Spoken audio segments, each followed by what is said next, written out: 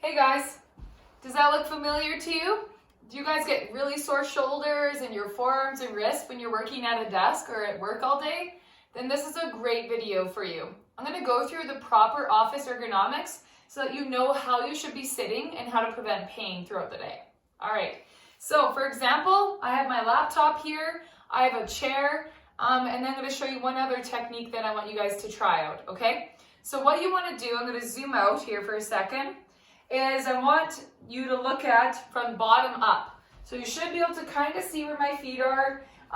So they're flat. That's the most important part, is your feet are flat. Then you want your heels to be underneath your knees. But before we even do that, we need to get a lot closer to the table, okay? So shift your chair as close as possible to the table, and also so that your butt is all the way against the backrest. Okay, back to the feet. So now our heels should be underneath our knees, and our knees should be in line with our hips. So it should be a nice 90-degree angle. From there, my shoulders shouldn't be in front of my hips. They should be over my hips. So for example, this is what we tend to see with the chin poke here. We want to have shoulders over our hips. So now everything is in alignment. My knees, my heels, my hips, and my shoulders.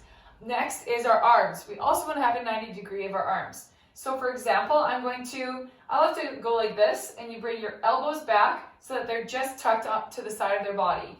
Even if they're even a little bit straight like this, that's going to be enough of a difference and enough tension that you can get tennis elbow. So we just want to make sure that your elbows are at a 90-degree angle. And from there, then you should be able to have the keyboard right where your hands are.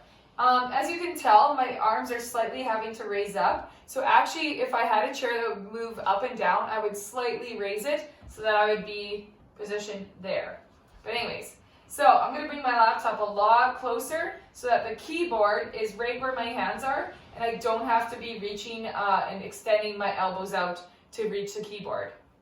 So elbows are at 90-degree angle, and again, I'm going to bring that laptop so that my wrist can stay neutral. So you don't want the wrist bent like this or like this. They should be nice and straight, which is neutral. So my wrists should almost be in line with my elbows, but because the keyboard is a little bit closer, they're going to end up coming in a little bit like that.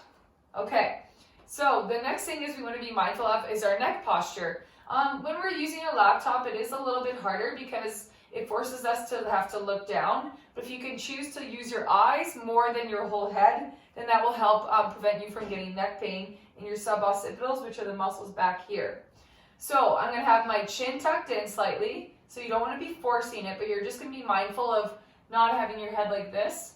Chin is going to be slightly tucked, and I'm going to use my eyes to read the screen as I work. Another suggestion is if you are using a mouse, make sure that it's not too far away, because then again, that's overworking our forearm muscles, or a phone.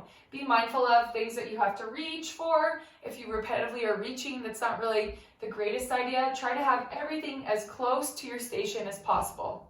So let's see. So chin is tucked, shoulders are relaxed, elbows are tucked at my sides, feet are flat on the floor, and we're good. So give some of these tips a try, and then let me know how you do. Have a good day.